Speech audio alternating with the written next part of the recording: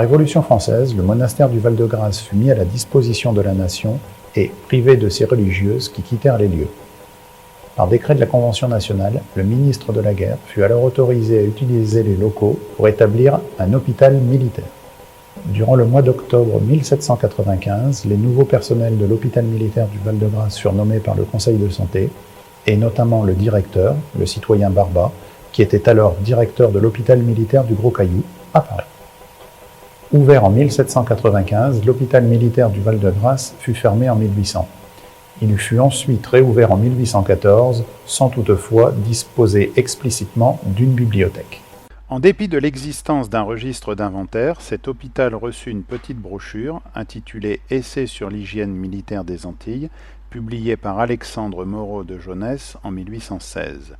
Il reçut également 2 autres publications du même auteur, qui furent reliées dans un recueil factice dont la reliure porte encore le marquage offert, Bibliothèque de l'Op 1000 du Val-de-Grâce, pour Bibliothèque de l'hôpital militaire du Val-de-Grâce, le numéro d'ordre 118 et l'estampille fleur de lycée qui fut systématiquement apposée sur tous les livres. Cet hôpital militaire reçut également en plusieurs expéditions les œuvres d'Hippocrate, puis le premier des 2 tomes de la nosologie naturelle ou les maladies du corps humain distribuées par famille, publié par Jean-Louis Alibert en 1817.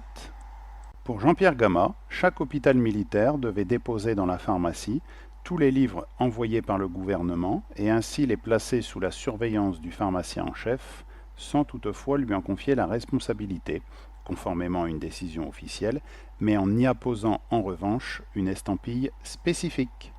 En application de l'instruction du 14 août 1837, relative au service intérieur des hôpitaux militaires d'instruction et de perfectionnement, une bibliothèque fut officiellement établie dans 2 salles distinctes.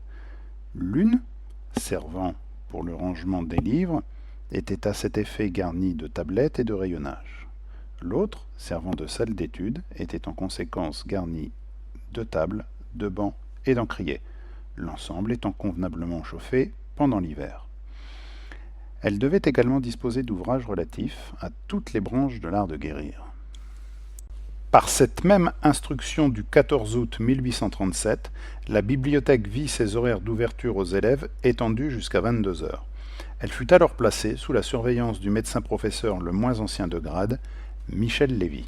Sur le plan de 1838, relatif aux améliorations de l'hôpital, la bibliothèque fut très précisément localisée au sud de l'ancien château d'eau de l'abbaye. Depuis l'arrière du grand amphithéâtre, elle était accessible par un escalier en colimaçon. Ainsi située sous les combles de l'aile occidentale de la cour de la Buanderie, elle surplombait cette cour, l'entrée de l'amphithéâtre, et faisait face à l'ancien réfectoire des religieuses.